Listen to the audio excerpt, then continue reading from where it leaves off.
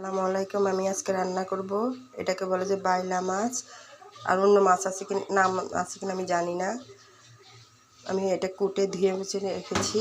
এখন তেল দিয়ে দিয়েছি। তেলের মধ্যে আমি এখন কাটা পেঁয়াজগুলো দিয়ে দিব। পেঁয়াজগুলো একটু ব্রাউন কালার করে নেব।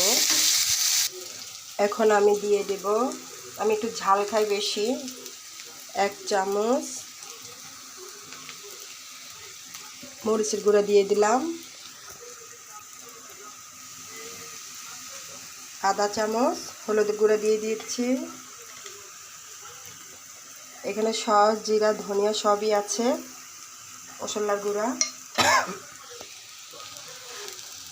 পরিমাণ মতো লবণ। এটা এখন আমি ভালো করে তেলের সাথে কষিয়ে নেব। এখন দিয়ে দিব 1 চামচ রসুন, কারণ 1 চামচ দাম, কারণ আমার ব্লেন্ডার মেশিনে আছে আর একটু, এই জন্য এটা এখানে দিয়ে দিলাম। মশলাটা আমি এখন ভালো করে কষিয়ে নেব।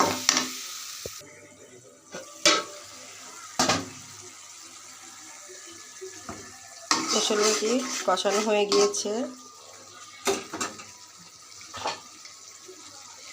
মাছটি আমার খুব প্রিয়, শুধু বাসায় আমি একাই খাবো, আমার বাচ্চারা ছোট মাছ পছন্দ করে না, আপনাদের ভাইয়াও না। এই মাছ আর কি পছন্দ করে না, অন্য মাছ, ছোট মাছ পছন্দ করে। এটা শুধু আমি আজকে আমার জন্যই রান্না করতেছি।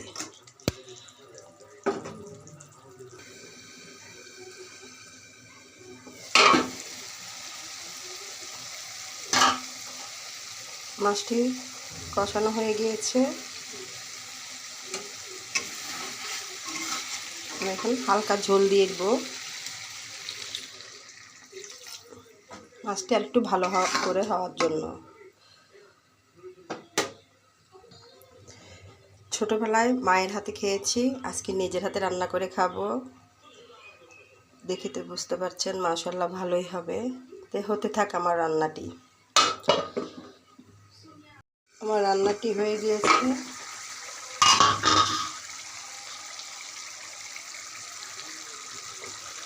আর একটু হবে, হয়ে গিয়েছে। আমি এখন এর মধ্যে ধনেপাতা ছিটিয়ে দেব